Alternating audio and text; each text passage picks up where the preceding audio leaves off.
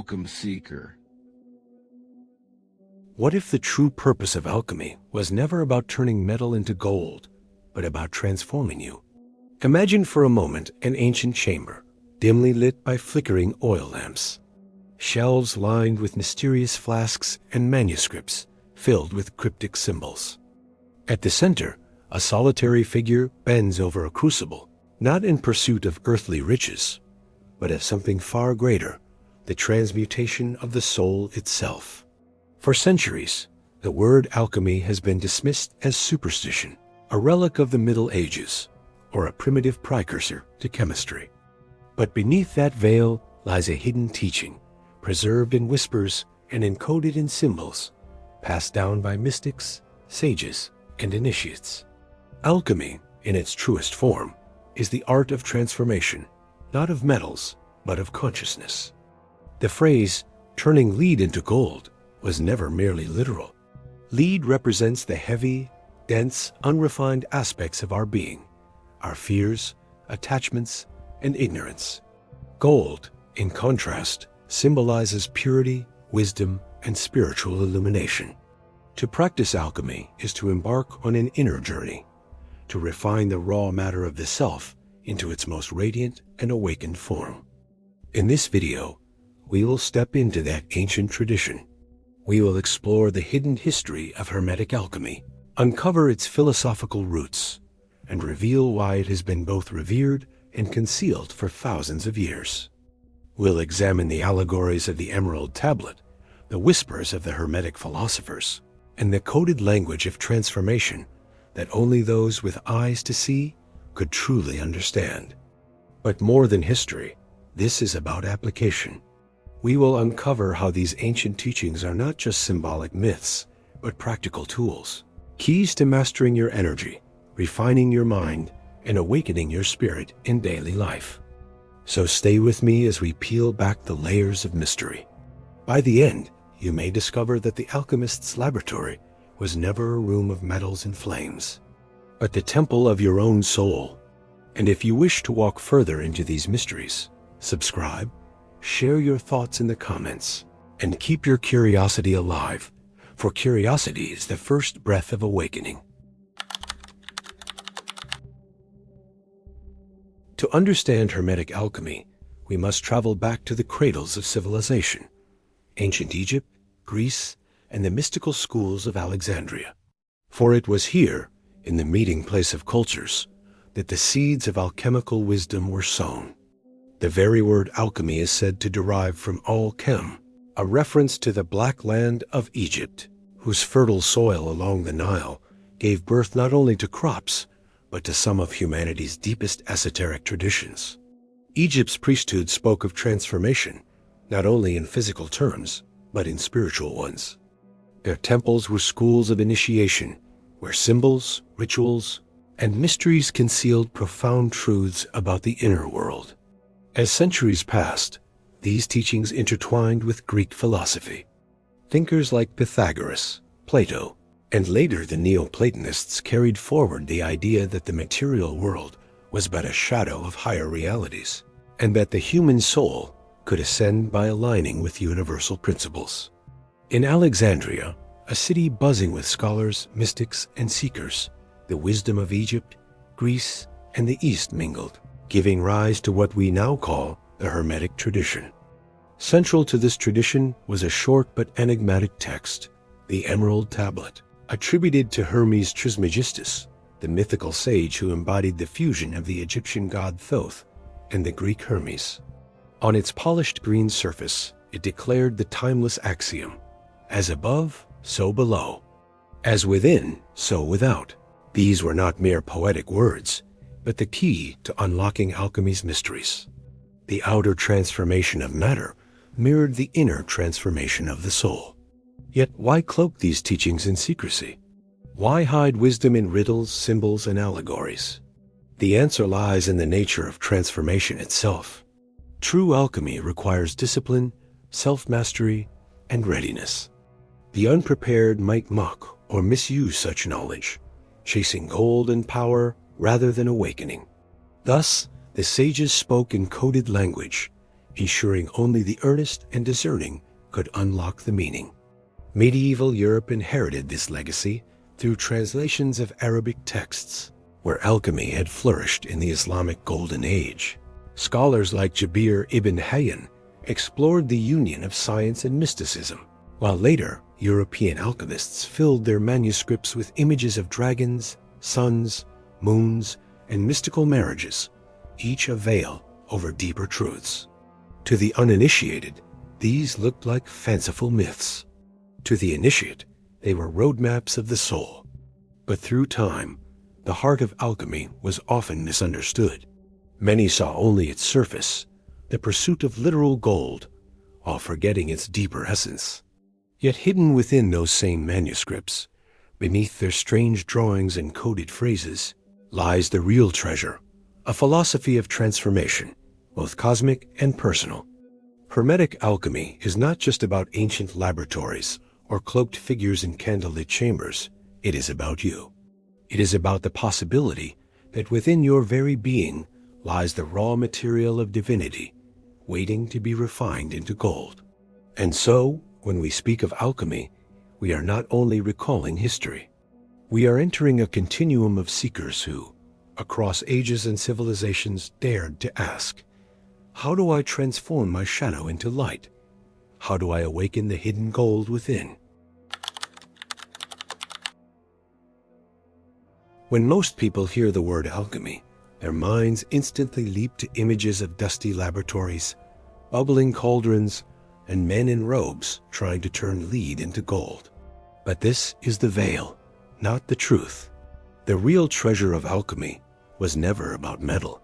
It was about you. In Hermetic philosophy, lead represents the heavy, unrefined aspects of human nature: ignorance, fear, ego, and the habits that keep us bound to the lower self.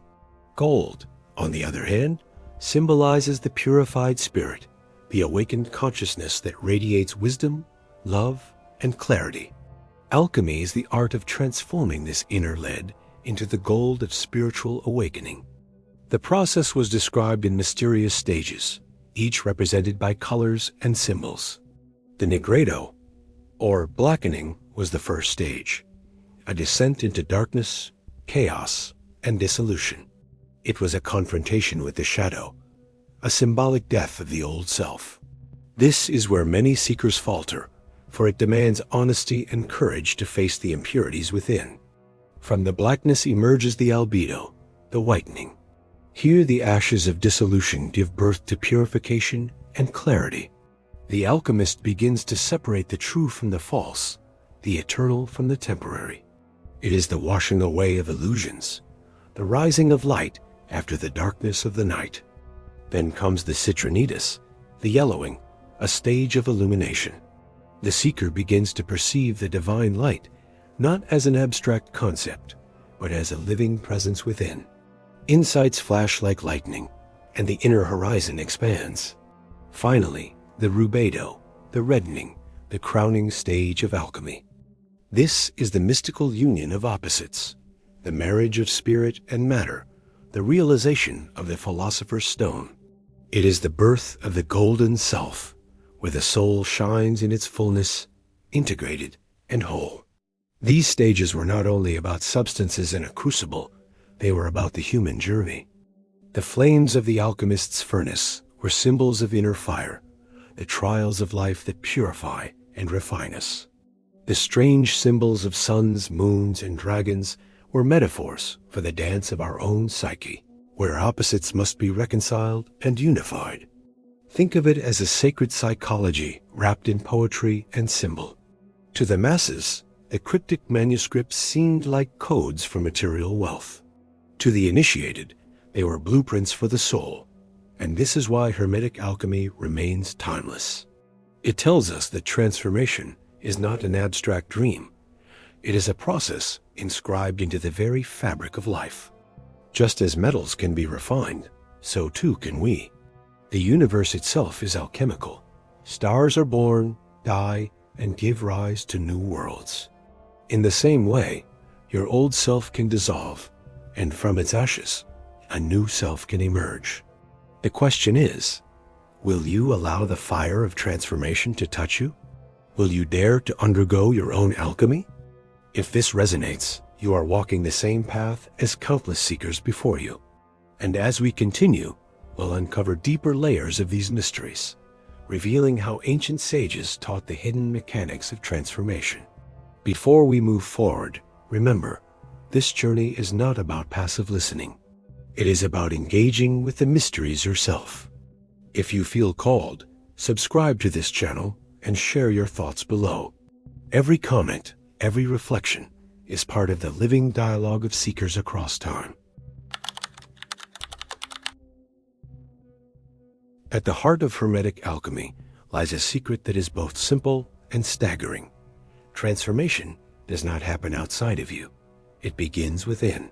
The furnace is your body, the crucible is your mind, and the metals being refined are your thoughts, emotions, and desires. One of the most profound teachings hidden in alchemical texts is the concept of solve et coagula, dissolve and coagulate. It means that to reach higher states of being, one must first break down what is false, outdated, or limiting, and then reassemble what is true, luminous, and whole. Without dissolution, no true creation can occur. Think of water. If you place it in a container, it adapts to its form, but when heated, it turns to vapor, rising upward, free from boundaries. In the same way, the heat of life's trials can dissolve the rigid structures of the ego, allowing the soul to rise toward its higher state. The alchemists used metaphors of marriage to describe this process. The union of sun and moon, sulfur and mercury, king and queen. These were not merely chemical reactions. They symbolized the integration of opposites within us. Masculine and feminine, reason and intuition, spirit and matter, all must be harmonized. Many misunderstood this and assumed it was about literal fusions of substances. But the true adept knew it was about the inner reconciliation of duality. Alchemy whispers that wholeness is not found by rejecting one side of ourselves, but by transmuting both into a higher unity. This is why the philosopher's stone was so revered. It was not a literal stone, but a symbol of perfected consciousness. A being who had undergone the full cycle of transformation would embody wisdom, balance, and a radiant presence that could uplift all who encountered them. To be in their company was to feel that same alchemical fire awakening in herself. Another secret lies in the Hermetic principle of correspondence. As above, so below. As within, so without. The alchemists saw the universe as a mirror of the soul. The transformations of matter reflected the transformations of spirit. By studying the mysteries of the natural world, the growth of plants, the cycles of stars, the play of elements, they saw the very same laws operating in their own inner journey. This explains why their writings were veiled in riddles and symbols. To the unprepared, the meaning would slip away. But to those ready to look within, the texts became a mirror of their own awakening. In fact, this veil of secrecy wasn't meant to exclude, it was meant to protect. For such power, misused, could consume rather than transform. The paradox of alchemy is that it is at once deeply personal and profoundly universal. Your inner struggles, your triumphs, your falls and risings, they echo the very movements of the cosmos. When you purify your thoughts, it is like refining metals. When you reconcile opposites within yourself, you are enacting the marriage of heaven and earth. And so, Hermetic alchemy is not an obsolete relic of medieval mystics. It is a living practice, encoded in the very nature of reality. The flames still burn. The crucible still waits. The question is whether we will step into it with courage. If you are beginning to sense the hidden power of these teachings, then you are already part of this alchemical journey. Share your reflections in the comments below, and if you haven't already, subscribe to this channel. Every seeker who joins strengthens this living chain of wisdom. Alchemy may seem wrapped in mystery, but its true genius lies in how it can be lived, here, now, in the rhythms of your daily life. The transformation of lead into gold is not about furnaces of flame, but about shifting the density of your being into a higher vibration. The first step is observation. Like the alchemists who carefully watched how metals reacted to heat, you must watch yourself. What thoughts weigh you down? What emotions keep you bound in cycles of repetition? These are your base metals, heavy, but filled with hidden potential. By naming them, you begin the work of dissolution. Second comes purification. This can take many forms: breathwork, meditation, fasting, or simply learning to pause before reacting. Each practice burns away impurities, like fire burning dross from ore. Purification is not about denying yourself, but refining yourself, releasing what clouds your inner light. Third is the work of integration. Here lies the secret marriage of opposites.